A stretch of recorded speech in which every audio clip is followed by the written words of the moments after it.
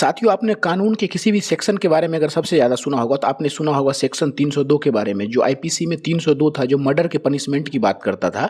वो अब बीएनएस में सेक्शन 103 है। सेक्शन 103 बताता है कि किसी भी इंसान का अगर आप मर्डर कॉज कर देते हैं, कानूनी तौर पर वो मर्डर सिद्ध हो जाता है, तो उसके लिए दो सज़ा है। या तो आपको डेथ मिलेगा, मीन्स या तो मौत की सज़ा दी जाती है, इम्प्रिजनमेंट फॉर लाइफ मीन्स आजीवन कारावास दिया जाता है। लेकिन इसके अलावा आईपीसी में एक सेक्शन जो नहीं था पहले, वो ऐड किया गया है बीएनएस में। आप देख सकते हैं यहाँ पे, इसको मॉब लिंचिंग कहते हैं।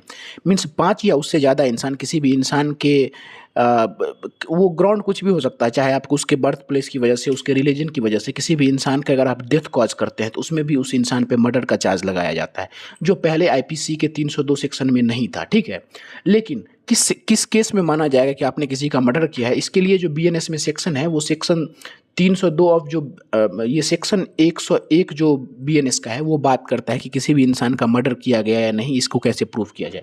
लॉ में एक वर्ड बहुत मायने रखता है, उसका नाम है इंटेंशन। मीन्स कानून में इंटेंशन वर्ड जो आप देख सकते हैं यहाँ पे बहुत मायने रखता है। लीगल टर्म में एक वर्ड होता है, लैटिन वर्ड है, उसका नाम है मेंस रिया, मीन्स गिल्टी माइंड। ये लॉ में बहुत मायने रखता है, क्रिमिनल लॉ में।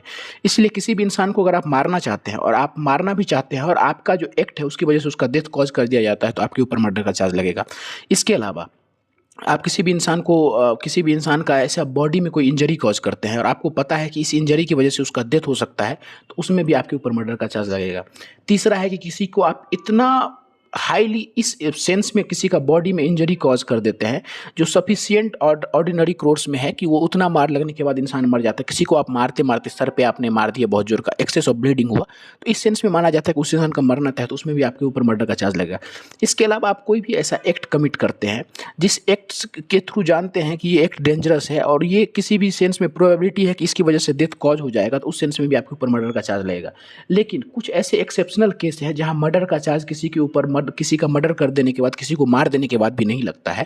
उसमें 5 ऐसे अलग अलग एक्सेप्शन दिए गए हैं। सबसे पहला है कि सडन प्रोवोकेशन, मीन्स किसी के बच्चे को आप उसके साथ धमका रहे हैं, उसका बाप एग्रेशन में आ गया, प्रोवोकेशन में आ गया और वो सामने वाले को मर्डर कर दिया, तो उसमें सडन प्रोवोकेशन का एक्सेप्शन लग जाता है। दूसरा है कि exercise of right of private defence, means किसी भी इंसान का जैसे आप किसी के घर में आप रात में घुस गए, वो प्राइवेट डिफेंस में सामने वाले को मार दिया, तो वहाँ एक्सेप्शन लग जाता है मर्डर का। तीसरा है पब्लिक सर्वेंट, कोई एसपी है, पुलिस है, वो किसी क्रिमिनल के साथ किसी क्रिमिनल को पकड़ने जा रहा है, लेकिन वहाँ हो सकता है वो अपने पावर को एक्सीड कर जाए और सामने वाले क्रिमिनल को मार दे, तो उसमें भी ये एक्सेप्शन माना जाता है मर्डर का। चौथा है सडन प्रोवोकेशन, लड़ाई में किसी भी इंसान के साथ आप लड़ाई कर रहे हैं, लेकिन फाइट करते करते अचानक सडन पैशन में दोनों के बीच कुछ बाताबाती हुआ, बात बढ़ गया और सामने वाले का मर्डर कर दिया, तो इसमें भी मर्डर का ये एक्सेप्शन माना जाता है। पांचवा है कि कोई भी इंसान 18 साल से अधिक उम्र का है, उसको कोई चढ़ा बढ़ा के उसको सुसाइड कमिट करवा दिया।